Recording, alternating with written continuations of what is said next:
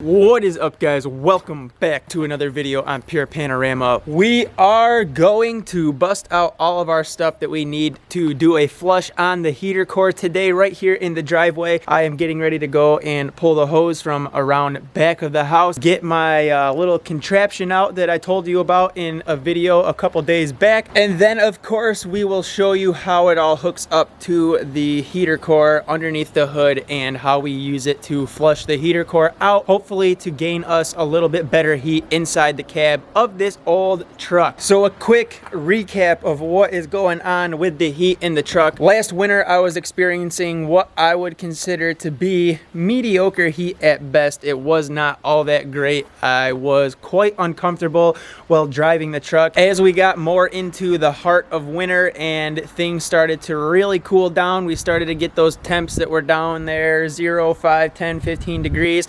It was a bear to drive this truck. The heat was there if you were stopped, but as soon as you started to drive the truck and you were cruising at speed down the road going 55, 60, 65, 70, the heat was just not good. I found that a bit troubling since back in the day when these trucks were new and selling off the lot, the heat just could not have been that bad. So that is clearly a sign that the heat in this truck has something going on. It wasn't functioning to its highest potential. It wasn't doing what it was supposed to do, and we had something to look for to try to get it resolved and turned around. What was even more troubling to me was the fact that I had installed a brand new radiator, brand new water pump, brand new thermostat, and it had all fresh coolant in there, and I also had the front end of the truck blocked off with a homemade winter front. This year we will buy a good and proper winter front from Gino's Garage so that we have a real deal winter front on there, no more of that homemade one.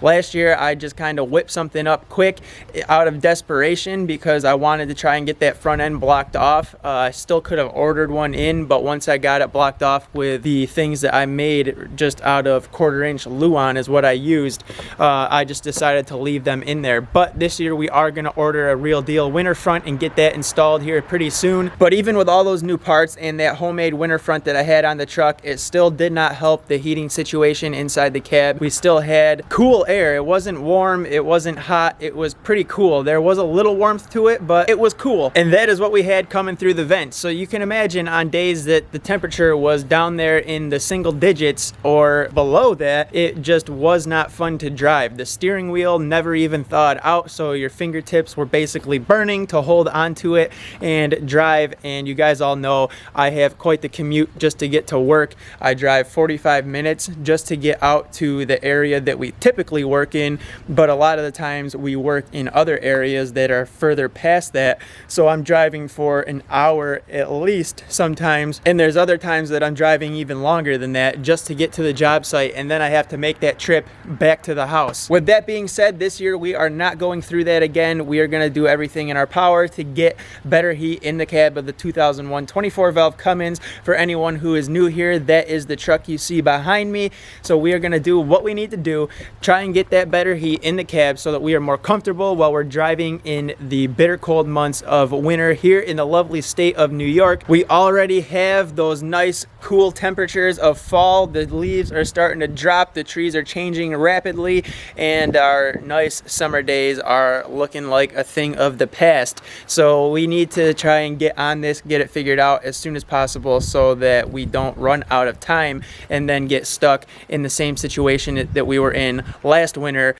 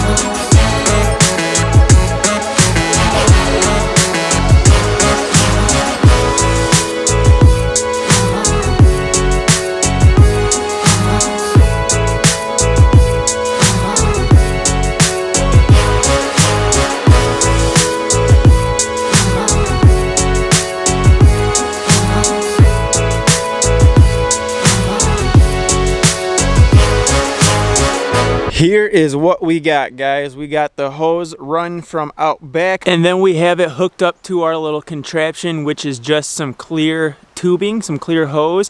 And then we have a brass barb fitting that can connect to this little adapter piece. And that adapter piece comes in your typical radiator coolant flush kit that you can buy off the shelf at the auto parts stores, Walmart, whatever. We have a little piece on the end of the hose with a valve on it that you can turn the valve on and off, so that I can control the water flow from here after I turn it on at the spigot out back. And then that runs right on up into the heater core outlet hose. And then the inlet hose has another clear piece of hose that runs down, and I've got it just tucked down through underneath the truck down here into a blue Lowe's bucket to collect all the stuff that comes out.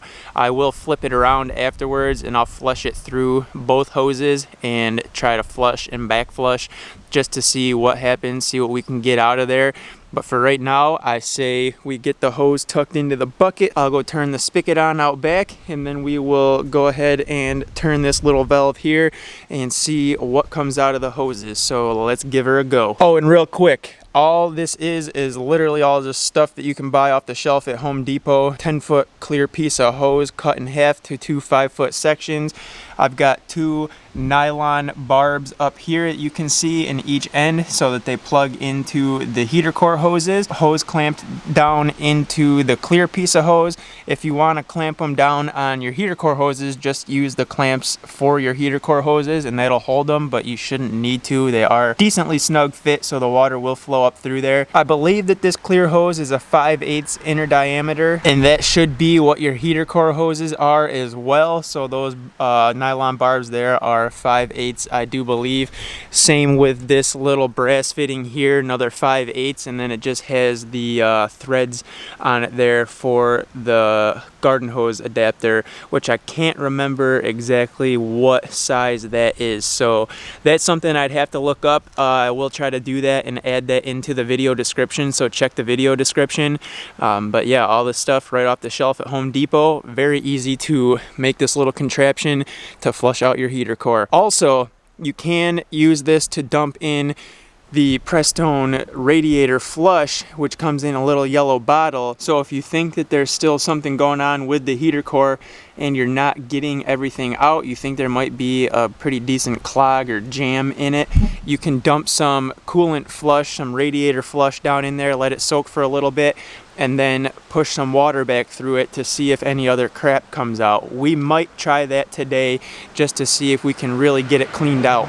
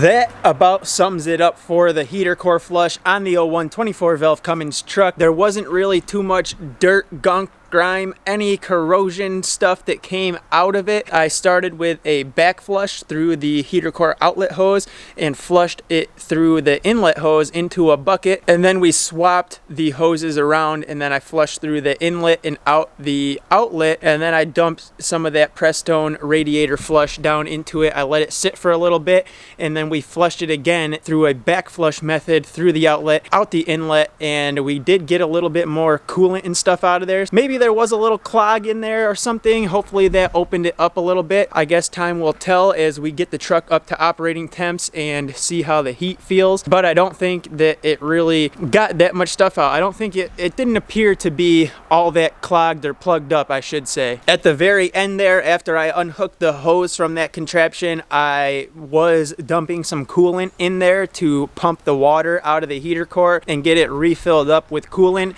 so that we didn't mess up the 50-50 dilution of the coolant in the whole cooling system. So make sure you do that. If you do go and flush your heater core out, just make sure you get that water out of there. You can also blow it out with an air nozzle and an air compressor and try doing that to help unclog it and get the water out of it and stuff too.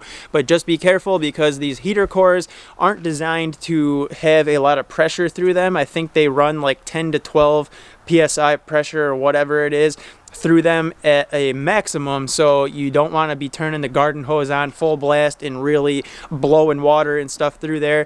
You just need a little bit on, enough to get it pushing through there and trying to push the junk and debris out of there. And then don't forget to take that bucket of crap that you flushed out of the heater core with the coolant and all the water and stuff, take that somewhere proper to dispose of it, whether it is a local garage or somewhere, and get rid of that properly. Don't just dump it anywhere you please, as that is, one, illegal, and I don't condone that here on the channel. It's not anything that I would recommend to do. But then again, you guys are grown, you can make your own decisions and do what you want, but I'm highly suggesting that you dispose of the coolant properly and take it to a local garage or somewhere to get rid of it the right way. There's still a couple things on the list that I want to do and get checked off, and those things are pulling out the blower motor and installing a new one. I'm gonna pull the blower motor out before I do that though, maybe even right now after I get done filming this video. I'll pull it out and we'll look up inside with a flashlight, see what we can see, if there's anything caked to anything up in there that we can get cleaned out and just clean up inside the air box a little bit. I don't know, maybe the blower motor actually has some stuff in it that we can get cleaned out. So I want to pull that out, look at it, see if there's anything, like I said, to get cleaned out, see if we can get it blowing a little bit better. But I do plan to just pull it out and replace it 100%. I also am going to put another new thermostat in the truck.